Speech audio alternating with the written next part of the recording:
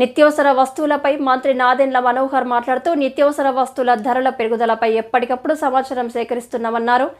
కేంద్రం కూడా యాప్ ద్వారా రాష్ట్రంలోని 4 సెంటర్స్ నుంచి 22 వస్తువుల ధరలు సేకరిస్తుందన్నారు. Question number 13423 minister for civil supplies. అధ్యక్ష,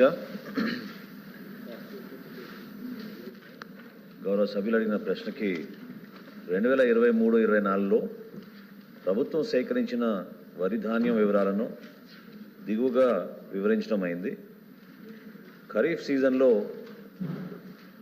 సుమారు 4,97,910 రైతుల దగ్గర నుంచి 29,97,073 మెట్రిక్ టన్నులు ధాన్యం సేకరించాం అధ్యక్ష. దానికి మొత్తం చెల్లించింది 6,549 కోట్ల 15 లక్షలు.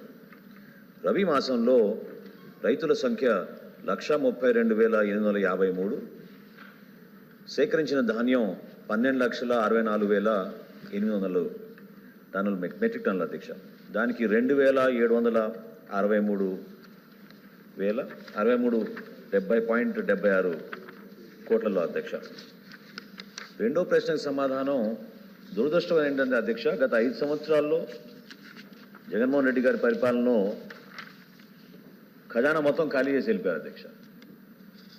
కష్టపడి పండించిన రైతుకి కన్నీరే మిగిల్చారు అధ్యక్ష.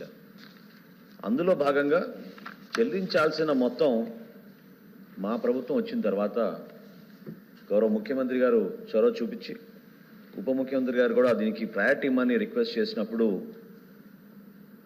కష్టమైన ఆర్థిక పరిస్థితుల్లో కూడా గత ప్రభుత్వం మిగిల్చిన బకాయిల్ని రైతులకి ఆదుకోవడానికి కోసం మేము కొన్ని చర్యలు తీసుకున్నాం అధ్యక్ష.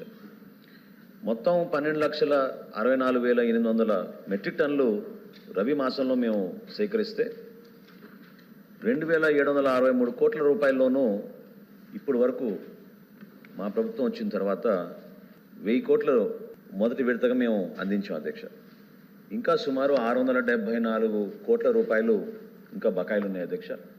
రాబోయే 10-15 రోజుల్లోపే ఈ అప్పు ఏదైతే గత ప్రభుత్వం చేసి వెళ్ళిందో దాన్ని మేము ఎట్టి పరిస్థితుల్లో కూడా రైతును ఆదుకోవడానికి కోసం చర్యలు తీసుకుంటాం అధ్యక్ష. ఇందులో దురదృష్టమైన అంశం ఏంటంటే సివిల్ సప్లైస్ కార్పొరేషన్ పేరు మీద 39,550 కోట్ల రూపాయలు రుణాలు చేసి చివరికి 1,674 కోట్ల రూపాయలు బకాయిలు, రైతుకి ఇవ్వాల్సిన బకాయిలు కూడా గత ప్రభుత్వం అందించకుండా వెళ్ళిపోయింది అధ్యక్ష. ఇది చాలా బాధాకరమైన విషయం. కానీ మేము ప్రాధాన్యత ఇచ్చి ఖచ్చితంగా రైతును ఆదుకునే విధంగా ఈ 1000 కోట్ల రూపాయలు గౌరవ ముఖ్యమంత్రి గారు ఇచ్చిన సహాయంతో అందించగలిగాం. రాబోయే రోజుల్లో ఈ 674 కోట్ల రూపాయలు కూడా తప్పకుండా మేము రైతులకి తక్షణమే చెల్లిస్తాం. అంటే రబీ కూడా స్టార్ట్ అయిపోతుందండి, పెట్టుబడికి కూడా కావాలి, ఇమ్మీడియట్గా ఇవ్వాలి రైతుకి. ఏ ప్రభుత్వం బకాయి పెట్టినా రైతుకి ఖచ్చితంగా రబీకి, ఖరీఫ్లోది ఖచ్చితంగా రబీ కన్నా ఇవ్వకపోతే పెట్టుబడి ఉండదు కదండి. డెఫినెట్గా ఇబ్బందులు ఉన్నాయి. మీరు కూడా అది గ్రహించినందుకు, రైతు పక్షాన్ని నిలబడినందుకు గౌరవ సభ్యులందరూ కూడా మనస్ఫూర్తిగా నేను ధన్యవాదాలు తెలుపుతున్నాను అధ్యక్ష. తప్పకుండా ఆ చర్యలు తీసుకుంటాం. నేను మాటిస్తున్నాను సభాముఖంగా, ఎట్టి పరిస్థితుల్లో కూడా ఈ 674 కోట్ల రూపాయలు కొద్ది రోజుల్లోనే, అంటే రుణాలు మళ్ళీ బ్యాంకుల దగ్గరికి వెళ్ళి వీటన్నిటికీ చాలా పేపర్ వర్క్ ఉంటుంది అధ్యక్ష. మా వంతు మేము ప్రయత్నం చేస్తున్నాం. 39,550 కోట్ల రూపాయల్లో ఈ ప్రభుత్వం వచ్చిన తర్వాత 2,000 కోట్లు దాంట్లో చెల్లించాం అధ్యక్ష. సో ప్రస్తుతం ఉన్న అప్పు మా సివిల్ సప్లైస్ కార్పొరేషన్కి 37,550 కోట్లు. అది కాక ఇంకో 1000 కోట్లు మేము మా రైతులకి తక్షణ ఆర్థిక సహాయంగా 1000 కోట్లు శాంక్షన్ చేసి ఇవ్వడం